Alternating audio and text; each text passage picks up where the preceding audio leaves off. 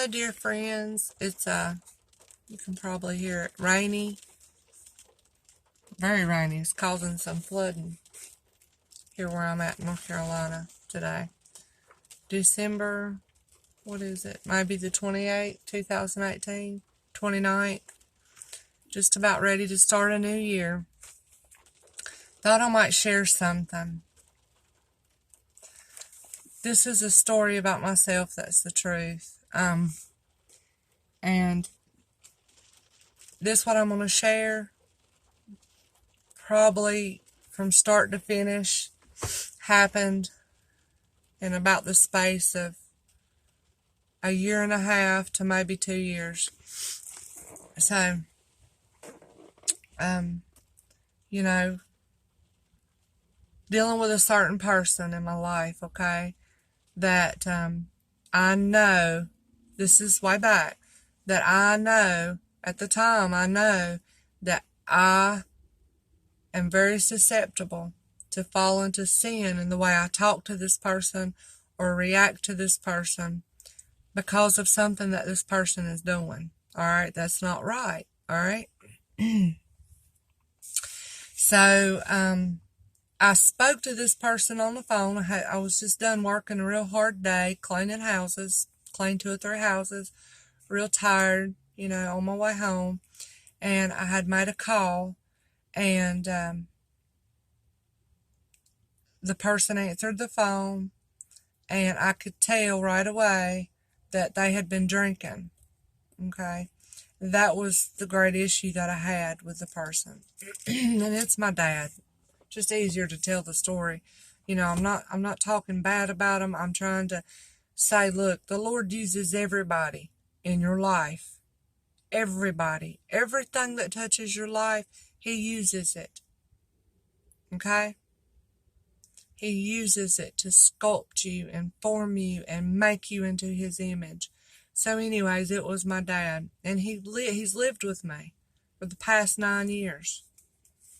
And that's the whole reason that he came there. Well, from our thinking in the beginning, 9 years ago, why he came was to help him to get off the alcohol and have a second chance at life. And my great hope was for him to come to know the Lord, because that's true life right there. You can live a life in this world and not be an alcoholic, but that doesn't mean that you have true life if you don't know the Lord, So anyways, I called. He answered, and I could tell he'd been drinking. And my heart started pounding, and I could feel the anger trying to rise up that was in my own heart, all right? And I, so many times, had failed at keeping my mouth shut and letting the Lord deal with it. I had failed so many times, and this night, late afternoon, I did not want to fail again. And so I went to the Lord, and I thought of the scriptures that I knew, and I knew that I was asking Him in faith, believing and not doubting. The Bible tells us to believe and don't doubt. Don't be double-minded, because if you're that way, you shouldn't expect to receive anything from the Lord. You got to believe He's real and trust Him more and more according to the faith He's given you. And so I begged Him, Lord, please, I want to go home and leave this situation to you, Lord. I don't want to give Him a piece of my mind. I don't want to express to Him how much I feel hurt by this and all that kind of stuff that I always would just end up failing and doing. I didn't want to do that. I wanted to trust the Lord with it. All right. I wanted my emotions and feelings to be out of the picture and let the Lord handle it. And so I asked the Lord to help me to keep my mouth shut when I got home. And not only that, but not to have any kind of attitude or don't ignore Him. Just be like He hadn't never drank. Just be like that didn't never happen. And got home, and my mouth just burst open like a flood. I could not hold it shut. And I felt like I failed. And I gave my daddy a piece of my mind. you know, and spoke harshly with him. So I went back to the Lord. It very much troubled me. And I said, Lord, why did you allow me to fail? I begged you to help me to go your way and do the right thing, not follow my own selfish desires or my own feelings or anything to do with flesh, anything to do with me. I wanted to go your way, Lord, and I begged you, and I don't understand why you let me fail in that situation. Well, the Lord was working on me and teaching me some stuff. So for over the next year or so, until this answer came, He was working with me and teaching me some stuff. And I just didn't realize it, you know. Sometimes, well, most of the time, it takes time for all the little pieces to come together so you can see a better picture of what He's showing you, all right? Or teaching you, or how He's changing the way you think about a particular thing.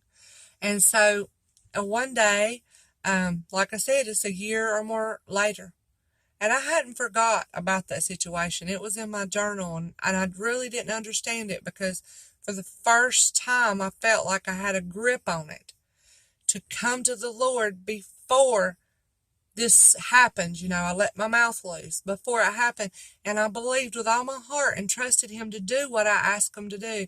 And then when I got home, I failed. So I didn't forget about that because I wanted to know, I wanted to understand why He allowed that to happen. So I was, again, driving home from work, been another hard day, cleaning houses, and I was going down the highway, and I don't even know if I was talking to Him. I can't remember that. I've got it recorded in a journal somewhere back when I wrote my journals before I started recording them. And I was just driving along, and all of a sudden, it was just like peace. And some people might have heard it put this way, but it really was how it happened. It was just like peace, just like a blanket had been just kind of dropped down over my car, driving 70-some down the highway. And everything, I felt so at peace and felt so calm. And anything that could have been on my mind or worry, anxiety, anything, just seemed as if nothing. And it felt like everything in this world was just right. That's the feeling that came over me. That was how it was.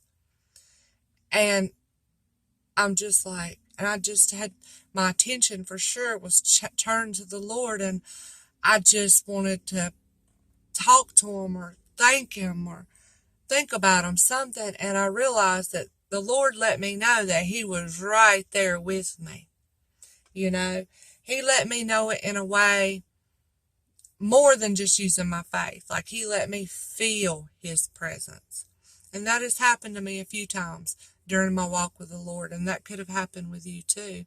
But this was one of those times. And so, you know, I was just kind of being quiet, just enjoying it, just kind of felt like I was in anticipation and waiting for what the Lord might say to me.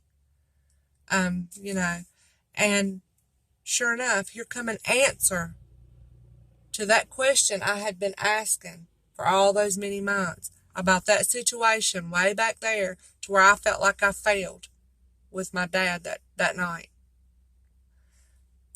The Lord will do that sometimes without you even, you know, you might have been asking for something, praying about something, and the next thing you know, it could be days, weeks, months later, years, and the answer will just come. And as soon as it comes, you know exactly what He's referring to. You know exactly what these words that He might be bringing into your mind, what they go along to and everything. I hope that makes sense. So as soon as these thoughts and words were coming into my mind, I knew exactly what He was addressing. And He was addressing my begging Him or my asking Him, why did you let me fail? And here's what He said. He said, Misty, I couldn't have you thinking that any of this. And when He said any of this, I just had a knowing in my mind what any of this meant. And it meant a lot of things. It meant His favor, His love, His mercy, His grace, this relationship with Him answering my prayers, anything to do with me and Him's relationship. He was saying, I couldn't let you think that any of this that he so gives me or whatever like that has to do with anything you have done. Let me wait just a minute, because I know that could be hard to get. He said, I couldn't have you thinking that you have done, Misty, anything to cause me to be this way towards you.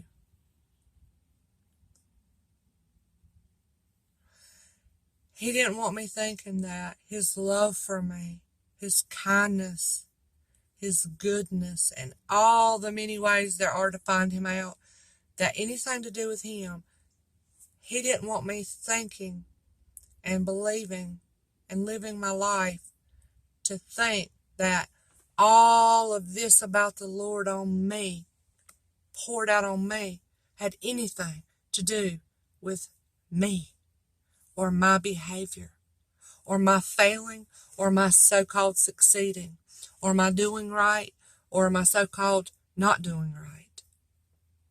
Does that make sense? Now, anytime the Lord would speak to me, I'd always go and find it in the scriptures, because I could always find it in the scriptures, all right? And you can do the same thing too. As you get to know His voice more and more and trust that you are hearing it, it's just, that does take time. But I would always go into the scriptures, and find scriptures for what I thought I had heard. But this time, boy, for sure did I know, because He came along with His presence. Just peace, pure peace, and love for me. And that really changed the way I thought. That changed me. And I've never been the same since that day. And He let me know that, he just didn't want me thinking that anything He does for me is based on me, y'all. Who He is based on who He is. And there's nothing you or I can do to change Him. He is good. That's who He is. And that's not contingent on any human being.